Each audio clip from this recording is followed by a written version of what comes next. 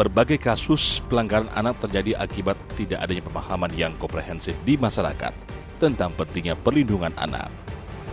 Anak merupakan amanat Tuhan Yang Maha Esa, Allah Subhanahu wa Ta'ala, yang harus dipelihara, dirawat, dididik, dan dibina, dipenuhi hak-hak dasarnya, dan dilindungi dari diskriminasi, kekerasan, dan eksploitasi.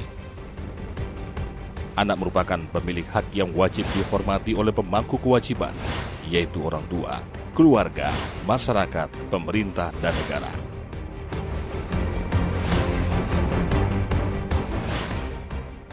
KPAI hadir di tengah masyarakat untuk meningkatkan efektivitas penyelenggaraan perlindungan anak Indonesia. Data dari Badan Pusat Statistik menunjukkan jumlah anak Indonesia lebih dari 80 juta jiwa, sepertiga dari populasi Indonesia. Masa depan bangsa ini tergantung bagaimana masyarakat memperlakukan anak-anak kita pada masa sekarang.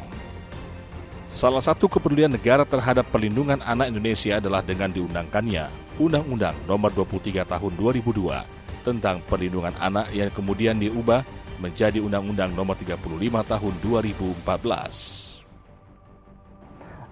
KPAI melaksanakan tugas-tugas pengawasan terhadap seluruh pemangku kepentingan dan juga penanggung jawab di bidang penyelenggaraan perlindungan anak untuk menjalankan tugas-tugas pemenuhan hak dasar maupun juga tugas-tugas pemberian perlindungan khusus. Lingkup perlindungan anak adalah pemenuhan hak dasar anak yang meliputi hak agama, hak kesehatan, hak pendidikan, dan hak sosial. Perlindungan khusus juga diberikan kepada anak yang menjadi korban pornografi, anak dengan HIV dan AIDS, anak korban penculikan, penjualan, dan perdagangan, anak korban kekerasan fisik dan psikis, anak korban kejahatan seksual, anak korban jaringan terorisme, anak penyandang disabilitas, anak korban perlakuan salah dan penelantaran.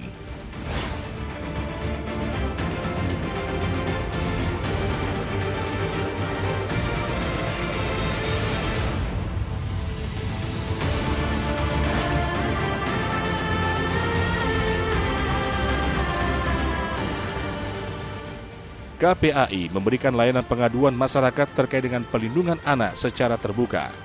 Dengan staf pengaduan yang terampil dan ramah, KPAI siap memberikan layanan secara profesional semata untuk kepentingan terbaik bagi anak. Keanggotaan KPAI terdiri dari 9 komisioner yang mewakili unsur pemerintah, tokoh agama, tokoh masyarakat, organisasi kemasyarakatan, dunia usaha, dan kelompok masyarakat yang peduli terhadap perlindungan anak.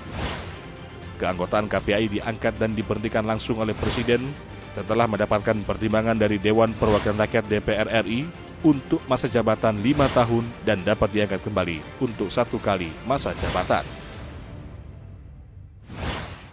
Dalam satu kepengurusan itu 3 tahun dan alhamdulillah hingga kini sudah periode keempat.